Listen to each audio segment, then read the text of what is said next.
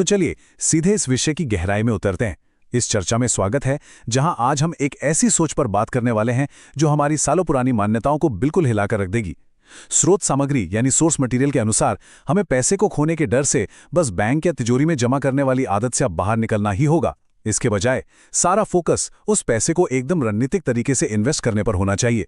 देखिए, बात सिर्फ पैसे बचाने की नहीं है, बात उस डर वाली मानसिकता को तोड़ने की है जो अक्सर एक आम इंसान को आगे बढ़ने से रोकती है। इस विषय की शुरुआत एक बहुत ही जबरदस्त उदाहरण से होती है।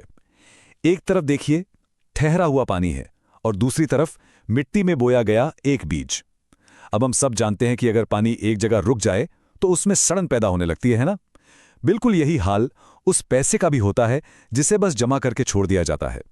महंगाई यानी इन्फ्लेशन उसे धीरे धीरे अंदर ही अंदर खाती रहती है। लेकिन दूसरी तरफ इन्वेस्ट की गई संपत्ति उस बीज की तरह होती है जिसे एक उपजाऊ मिट्टी में बोया गया हो, जो समय के साथ बढ़कर एक विशाल और फलदार पेड़ बन जाता है। और ये बात इस पूरी विचारधारा के कोर को बहुत ही शानदार तरीके से समझाती है। आचार्य चाणक्य का यह बेहद प्रसिद्ध कथन है, धन की रक्षा कंजूसी से नहीं बल्कि उसके सही इस्तेमाल से होती है।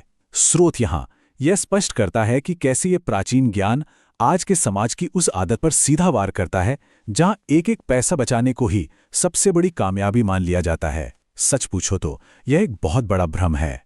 तो इस पूरी चर्चा को आसानी से समझने के लिए हम इसको 5 साफ हिस्सों में बांटेंगे। स्रोत के अनुसार वेल्थ को तेजी से बढ़ाने के 5 अलग अलग स्ट्रेटेजिक एरियाज होते हैं। पहला, पैसा बचाने का भ्रम। दूसरा, शरीर और दिमाग का विकास। तीसरा, एक मजबूत नेटवर्क बनाना। चौथा, समय खरीदना और जोखिम लेना। और आखिर में एक असली निवेशक यानी इन्वेस्टर की मानसिकता। चलिए सबसे पहले खंड की तरफ बढ़ते हैं, पैसा बचाने का भ्रम। यहां समाज के बनाए गए पुराने नियमों को सीधे तौर पर चुनौती दी गई है। स्रोत बहुत ही बेबाकी से ये बात सामने रखता है कि हमारा समाज अक्सर लोगों को एक डरी हुई और समझौते वाली जिंदगी जीने की ट्रेनिंग देता है। मतलब जिंदगी सिर्फ किश्तें चुकाने और बिल्स भरने की एक मशीन बनकर रह जाती है। बिना किसी ठोस एक्शन के बैंक में रखा पैसा लिटरली सड़ने लगता है। असली वेल्थ बनाने के लिए ना सिर्फ पाई जोड़ने से काम नहीं चलता, बल्कि उस पैसे को सही जगह लगाने का साहस चाहिए होता है। खर्च करने के इस डर से बाहर आना ही किसी भी इन्वेस्टर का सबसे पहला और सबसे बड़ा कदम है। इसके बाद हम आते हैं दूसरे खंड पर, जो उन असली जगहों की बात करता है जहां स्रोत निवेश करने की सबसे ज्यादा सलाह देता है, शरीर और दिमाग का विकास यानी खुद पर किया गया इंटरनल इन्वेस्टमेंट। अब यहां जो तुलना दिखाई गई है ना, वो वाकई बहुत दिलचस्प है। ध्यान दीजिए कि कैसे एक आम इंसान ब्रांडेड कपड़ों, नए स्मार्टफोन्स या बस दिखावे के लिए हजारों रुपए पलक झपकते ही खर्च कर देता है। और ये सब सिर्फ कुछ वक्त की खुशी देते हैं। लेकिन जब उसी पैसे को किसी अच्छी किताब, नए स्किल सीखने या हेल्दी खाने पर लगाने की बात आती है, तो लोग हिचकिचाने लगते हैं, उसको बर्बादी समझने लगते हैं। स्रोत इस माइंडसेट को पूरी तरह से गलत मानता है। दिमाग पर किया गया निवेश दुनिया का सबसे सुरक्षित निवेश है। स्रोत का यह पूरा विश्वास है कि ज्ञान ही वो आखिरी हथियार है जो इकोनॉमिक क्राइसिस या जॉब जाने जैसे बुरे वक्त में किसी को भी बचा सकता है। ये एक ऐसी दौलत है जो मार्केट में इंसान की वैल्यू को कई गुना बढ़ा देती है। इसे ना तो कोई सत्ता छीन सकती है और ना ही कोई चोर चुरा सकता है। ज्ञान से आई ताकत बिल्कुल असीमित होती है। और दिमाग के साथ साथ स्रोत शरीर को एक पूरे साम्राज्य या एम्पायर की तरह देखता है। इसके 3 मेन स्टेप्स हैं। पहला, शुद्ध खाने और कंप्लीट हेल्थ में इन्वेस्ट करना। दूसरा, फिजिकल और मेंटल स्टैमिना बिल्ड करना। और तीसरा, अपनी डिसीजन मेकिंग पावर को डबल करना। देखिए, एक थका हुआ और बीमार इंसान कभी किसी बड़ी दौलत का निर्माण नहीं कर सकता है ना? हाई फिजिकल एनर्जी असल में किसी चुंबक की तरह काम करती है, जो सफलता को अपनी तरफ खींचती है। अब आगे बढ़ते हैं इस चर्चा के तीसरे स्तंभ की तरफ, जो थोड़ा बाहरी दुनिया पर फोकस करता है, यानी एक मजबूत नेटवर्क बनाना।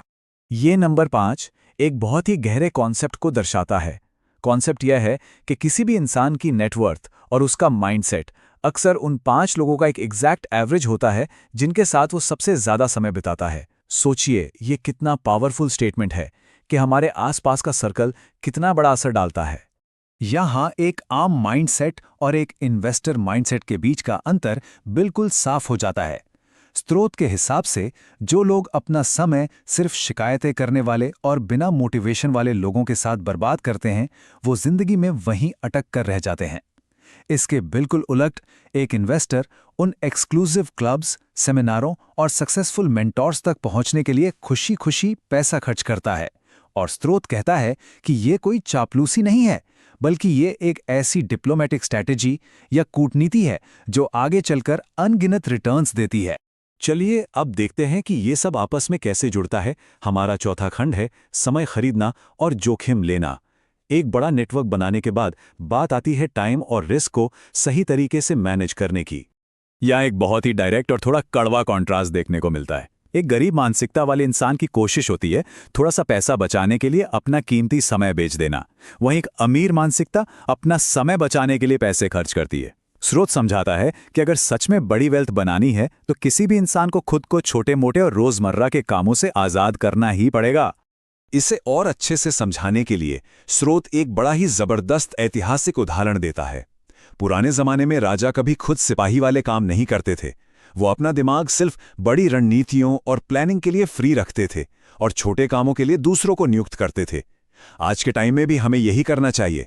जो काम बार बार करने पड़ते हैं उन्हें दूसरों को सौंप देना चाहिए ताकि दिमाग को नई और बड़ी चीजें सोचने का स्पेस मिल सके। और इस सब के बाद आती है जोखिम यानी रिस्क की ये बहुत ही जरूरी डेफिनेशन, कैलकुलेटेड रिस्क।